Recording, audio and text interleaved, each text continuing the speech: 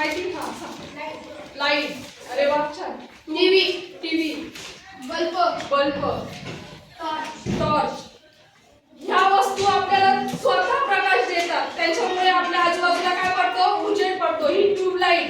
उजेड दिसतोय सगळीकडे? त्या वस्तूला काय म्हणायचं? दीपमान वस्तू. कोणती वस्तू म्हणायची? दीपमान वस्तू.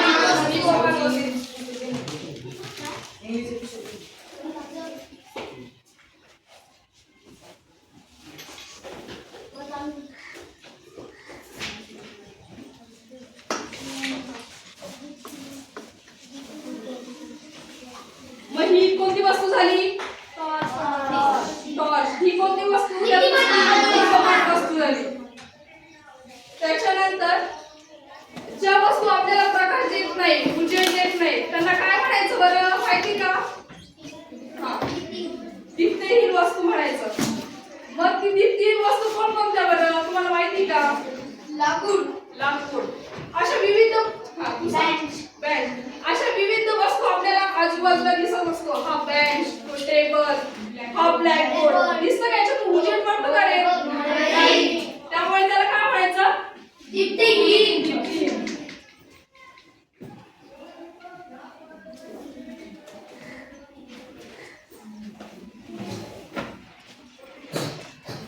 आता ह्या दोन वस्तू आपण बघितल्या, दीप्तिमान आणि दुसरी कोणती? दीप्तिहीन. या दोन वस्तू बघितल्या. याचे दोन प्रकार पडतात. एक कोणती? मानव निर्मित आणि दुसरी कोणती? नैसर्गिक. मानव निर्मित म्हणजे काय रे? कोणी सांगू शकेल का? मानवाने स्वतः तयार केलेली वस्तू. त्याला काय म्हणायचं?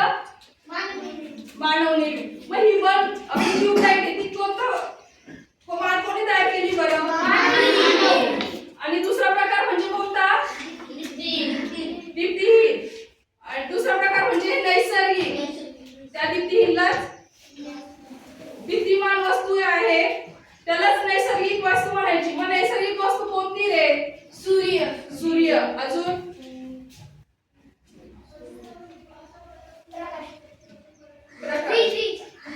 वीज. या कशा झाल्या? नैसर्गिक. काजवा, अँगल फिश ह्या कोणत्या वस्तू झाल्या? या नैसर्गिक झाल्या. त्या मानवाने तयार केल्या आहेत का? नाही. मग त्यांना त्या कोणत्या झाल्या? नैसर्गिक वस्तू. ही कोणती वस्तू आहे बरं? ही कोणती वस्तू आहे बरं? कॅन्डल आहे. पण ही कोणी तयार केली बरं?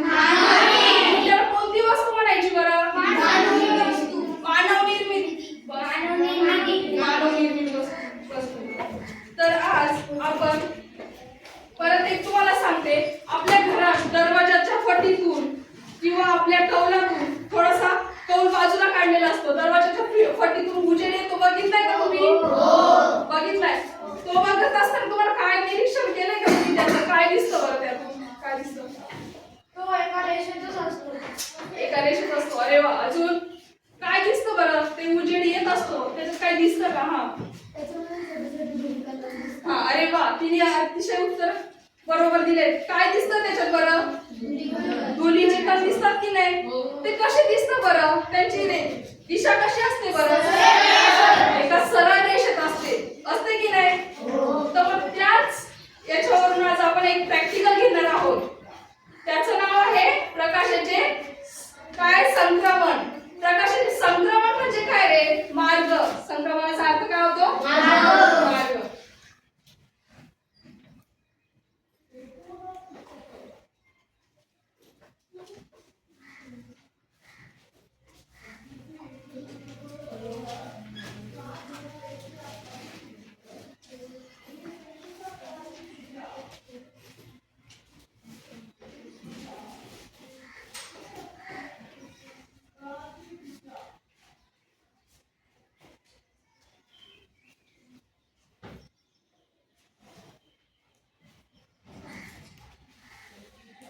तर मी तुम्हाला प्रकाशाचे संक्रमण त्याचा एक प्रयोग दाखवते.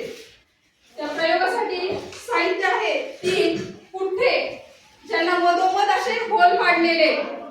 3 सारख्या आकाराचे पुठ्ठे त्याच्यात मधोमध होल पाडलेले.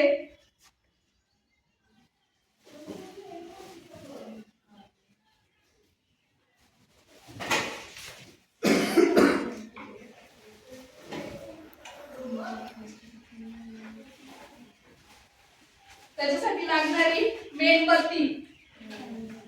काय लागतं? मेणबत्ती. आता बघा, मी हे कुठे एका दिशेत ठेवते आणि ते कसे दिसतात बरं? तुम्हाला काय दिसतं बरं? तुम्हाला काय दिसतं त्याच्यातून ते सांगायचं मला.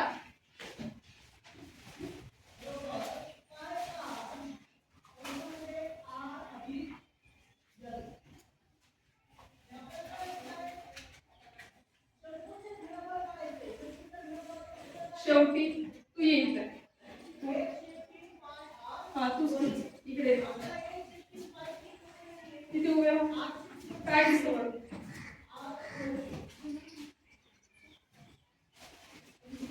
दिसतं काय दिसतं बघ?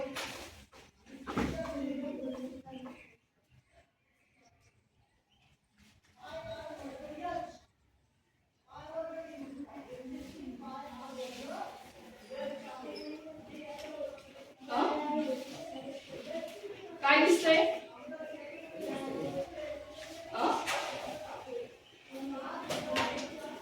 दिसतंय का? जो दिसते का त्यात? दिसतंय की नाही दिसत आहे? हा बस परत आलो. त्याच्यानंतर तू ये.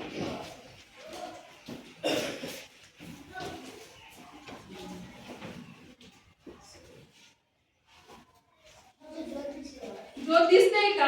हो जो दिसते त्याच्यातून. आता दुसरा आहे. जा बस.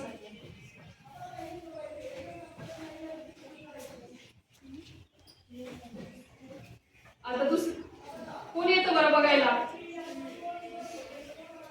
हा ये. बघ बरं यातून काय दिसतं बरं?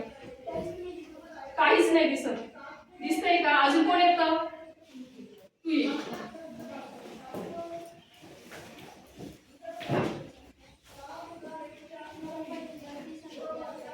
आता दिसतंय का? नाही दिसत. का नाही दिसत बरं आता ज्योत? आणि मगाशी काय दिसत होती बरं? अरे वा, त्याने अतिशय उत्तर बरोबर दिलेलं आहे. काय तर प्रकाशाचा मार्ग कसा असतो बरं? एक रेषीय असतो. कसा असतो? जेव्हा आपण पुठ्ठे आणि मेणबत्ती त्याची दिशा कशी ठेवली? एका सरळ रेषेत ठेवली की नाही? एका सरळ रेषेत ठेवली. त्यामुळे तो प्रकाशाची ज्योत आपल्याला तिघी ओलांडून जाताना दिसते की नाही? मग त्याला काय म्हणायचं? प्रकाशाचे संक्रमण. आणि आपण पुढचं थोडंसं दिसते का रे? का तर का नाही दिसत बरं त्याच्यातून? तो प्रकाश काय आहे? सरळ रेषेत जातोय ना. आपण पुढच्या बाजूला सरकवल्यामुळे तो ते सरळ रेषेत गेला का? नाही. त्यामुळे प्रकाशाचे प्रकाशाचे संक्रमण कसे होते बरं? कसे होते? एका सरळ रेषेत. तर मग इथे कोणी निष्कर्ष काय निघाला बरं त्या प्रयोगातून? आता तुम्ही प्रयोग बघितला, त्याच्यातून काय अनुभवायला भेटलं तुम्हाला? कोणी सांगू शकेल का? प्रकाशाचं संक्रमण कसं होतं बरं? एका सरळ रेषेत. मग कोणी इथे येऊन लिहितं प्रकाशाचं संक्रमण? इथे दिलेले बघ, प्रकाशाचे संक्रमण कसे होते?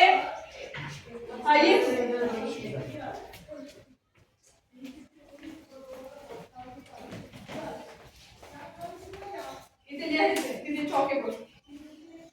इथे लिहायचं.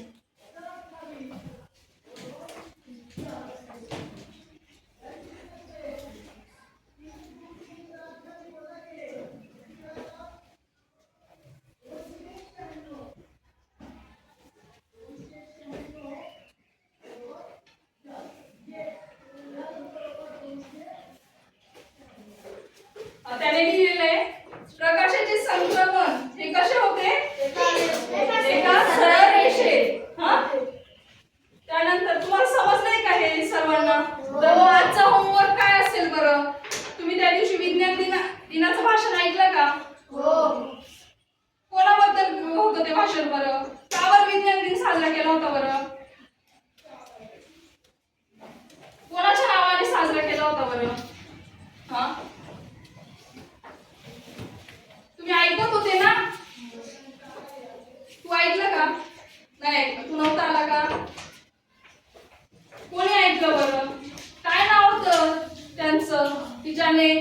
त्यांच्या नावाने आपण विज्ञान दिन साजरा करतो.